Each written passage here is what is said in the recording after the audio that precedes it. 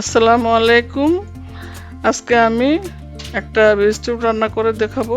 কারণ এখন তো গরমের দিন চলছে, গরমে আমরা যে সবজিগুলি পাই সাধারণত ওইগুলি দিয়ে আমি আপনাদের এই চিকেন ভেজিটেবলটা রান্না করে দেখাবো। তো চলুন দেখি আমি কিভাবে তৈরি করেছি।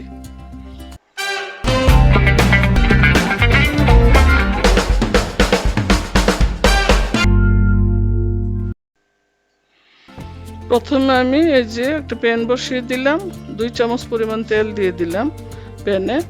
এখন আমি চিকেনটা দিব, আমি সাথে কিছু চিকেনই দিব, কারণ চিকেন না দিলে সবজিটা বাচ্চারা খেতে চায় না, আর বড়দেরও খেতে ভালো লাগে না খুব একটা, একটু চিকেন দিলে ভালো লাগে। আমি এখানে প্রায় 150 গ্রামের মতন চিকেন নিয়েছি, একদম বোনলেস, যেটা নাকি বুকের মাংসটা ওটা নেবেন, নিয়ে একটু কিউব করে কেটে নেবেন।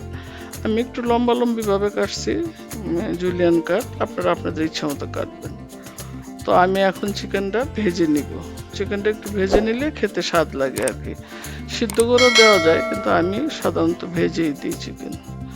তো চিকেনটা ভাজবো, আর সাথে এখন যে গরমের দিন চলতেছে, এই গরমের যে সবজিগুলি থাকে সবার ঘরে, ওই সবজিগুলি দিয়ে আমি সবজিটা রান্নার চেষ্টা করব। কিছু পেঁয়াজ কলিও দিয়ে দিলাম সাথে, তারপর আস্তে আস্তে এক এক করে আমি সবজিগুলি দিব আর কি। এখন আমি কেটে রাখা যে যেটা বেবি কর্ন আমরা বলি, ওই বেবি কর্নটা পাওয়া যায় এখন। তো বেবি কর্ন, তারপরে সবুজ ক্যাপসিকাম আর টমেটো দিলাম, দিয়ে আমি এখন ভেজে নিব হালকা করে। এই সবজিটা রান্না করতে বেশিক্ষণ লাগে না। তারপরও আমি এখানে পেঁপে আর গাজর, পেঁপে গাজরটা আমি হালকা সিদ্ধ করে নিয়েছি, যেহেতু এটা শক্ত আপনারা একটু সিদ্ধ করে নেবেন।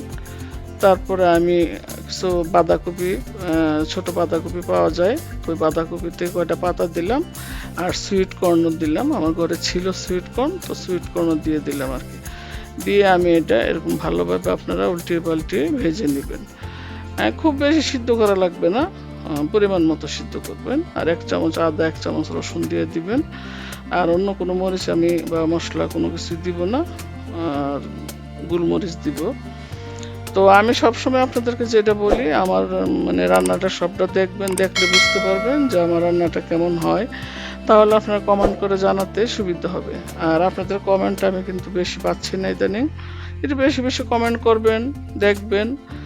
তো এরকম ঢাকনা দিয়ে বেশিক্ষণ না, হয়তো 2 মিনিটের মতন রাখবেন, রেখে আবার ঢাকনা উঠিয়ে একটু বাটার দিতে পারেন। আমি প্রায় 1.5 চামচ পরিমাণ বাটার দিয়ে দিলাম।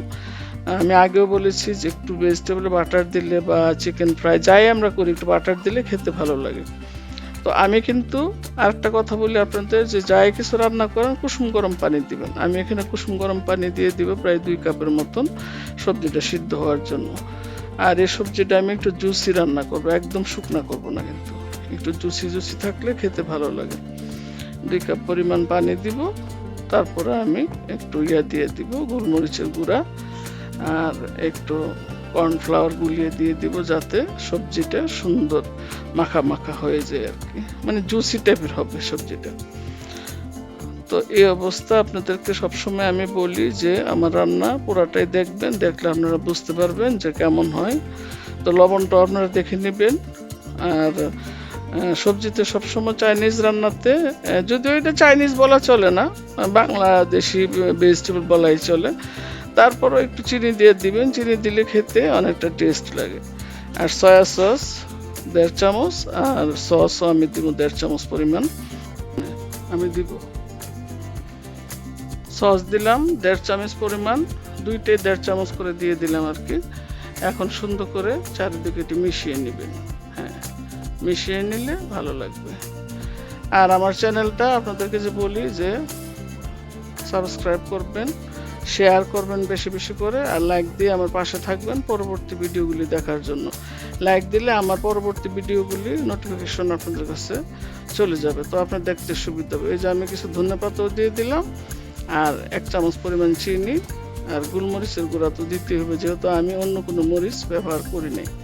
চাইনিজ রান্নাতে কিন্তু মশলা একদম, চাইনিজরা আপনারা জানেন খায় না, এটা চাইনিজ সবজিও বলতে পারেন, বাংলাদেশি চাইনিজও বলতে পারেন, আপনাদের ইচ্ছা আর কি।